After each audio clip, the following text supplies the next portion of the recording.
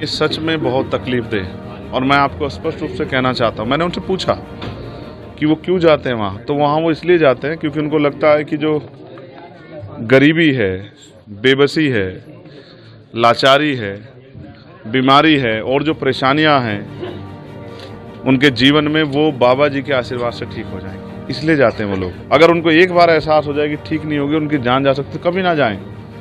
मैंने उनको आज कहा है कि वो समझें, पढ़े लिखे लोगों को समझना पड़ेगा कि बाबा के पास जाने से नहीं, बाबा साहब अम्बेडकर के विचारों पे चलने से ज़िंदगी में बदलाव होगा। और इस घर में आके मुझे एहसास हुआ कि ऐसा नहीं कि ये लोग आगे बढ़ने का प्रयास नहीं कर रहे हैं, इस गरीबी बेबसी की बेड़ियों काटने का प्रयास नहीं कर रहे हैं। ये बच्ची है हमारी छोटी बहन, तैयारी कर रही है, ये मेरा छोटा भाई तैयारी कर रहा है, लेकिन इन्होंने पुलिस की भर्ती का पेपर भी दिया था, लेकिन वो पेपर ही लीक हो गया और उसके बाद चुनाव हुआ। अब तक सुध नहीं ली मुख्यमंत्री जी ने कि भाई वो पेपर दोबारा करा दें तो बहुत सारे गरीबों के बच्चों को रोजगार मिल जाए। ये पढ़े लिखे नौजवान मेहनत कर रहे हैं, प्रयास कर रहे हैं कि इनको रोजगार मिल जाए, लेकिन कोई भर्ती नहीं आ रही है और जो भर्ती आती है उसमें घोटाले हो जाते हैं 69 शिक्षक भर्ती की तरह, या पेपर लीक हो जाता है। तो ये क्या करें, गरीब गरीब बना हुआ है, अमीर अमीर हो रहा है। देश में जो हो रहा है वो किसी छिपावा नहीं। अब आपकी तरफ से क्या सोचना? मैंने उनको विश्वास दिलाया कि जो अभी सत्ता में जो बैठे लोग हैं उनको ये सोचना चाहिए कि 2 लाख 4 लाख रुपए में नहीं होता। इस परिवार जहाँ मैं बैठा हूँ, इसकी 5 बेटियाँ हैं और उसकी जिम्मेदारी और 5-6 बहनों की है।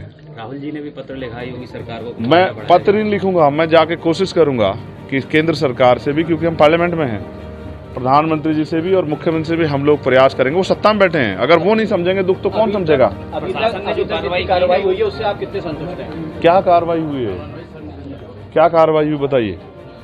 सबसे पहले तो सबसे ज़्यादा जिम्मेदारी ये है कि जो परिवार टूट गए हैं उन परिवारों को पैरों पे खड़ा किया जाए। इसके लिए सबसे पहले उनको जो है ना एक उचित मुआवजे की व्यवस्था होनी चाहिए थी।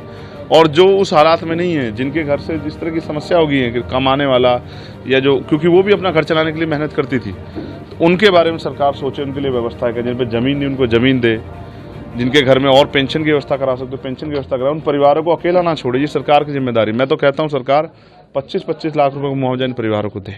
क्या लगता है बाबा पे भी FIR होनी चाहिए? सिर्फ बाबा पे नहीं, हर उस व्यक्ति पे जो इस घटनाक्रम में शामिल हो। सबसे पहले इसकी CBI जांच होनी चाहिए। तो बाबा की अरेस्टिंग होनी चाहिए या नहीं? मुकदमा तो लिखवा दो, प्रशासन की, पुलिस की, पत्रकार। सरकार क्यों बच रही है? क्यों सरकार मुकदमा लिखने किसी और की जरूरत है क्या? बताओ ना। सबका साथ सबका विकास की बात करने वाली इतनी बड़ी घटना पे चुप्पी सरकार की क्या समझ आता है? अपोजिशन पार्टियां भी कहीं ना कहीं बाबा के नाम लेने से बच रही हैं। नहीं, हमें किससे बचने की जरूरत नहीं है। मैं ये कह रहा हूँ कि जांच हो, जो दोषी हो उस पर सख्त कार्रवाई हो, और अगर भविष्य में कोई भी ऐसा हो, किसी भी धर्म का हो, तो शासन प्रशासन आंख बंद करके घरों कमरे अपने दफ्तरों में ना बैठे। क्या ये इंटेलिजेंस का फेलियर नहीं है? क्या ये LIU का फेलियर नहीं है? क्या पुलिस और प्रशासन का फेलियर नहीं है? क्या ये वो इसके जिम्मेदार नहीं है? अगर उन्होंने उचित व्यवस्था की होती तो आज इतनी बड़ी दुर्घटना नहीं होती। तो मैं ये कहता हूँ FIR भी दर्ज हो और जांच हो कि ये किस तरह से हुआ, और जिन अधिकारियों की लापरवाही उन पर भी कार्रवाई हो। क्योंकि अगर आयोजनों में, इस तरह के आयोजनों में लापरवाही बढ़ती जाएंगी तो फिर इसका खामियाजा ऐसे ही मौत के तांडव के साथ जनता को भुगतना पड़े। सांसद जी, इसकी न्यायिक आयोग जांच कर रहा है, आप सभी परिवारों से मिलने, पीड़ित परिवारों से, क्या आप भी पक्ष रखेंगे इनका मजबूती से? बिल्कुल रखूंगा। मैं तो पार्लियामेंट में इस विषय को उठाने वाला हूँ कि 120 लोगों की जान अहमियत रखती है। और जिन अस्पतालों में आप गए, मुख्यमंत्री जी बहुत वादे करते हैं, तो बताओ अस्पतालों का सच ये है नहीं कि अस्पतालों में ताले लगे हुए थे और नहीं थी कोई डॉक्टर, ना कोई व्यवस्था, ना कोई दवाई? ये सच है या नहीं है? इसको भी स्वीकार करने की हिम्मत जुटाए मुख्यमंत्री।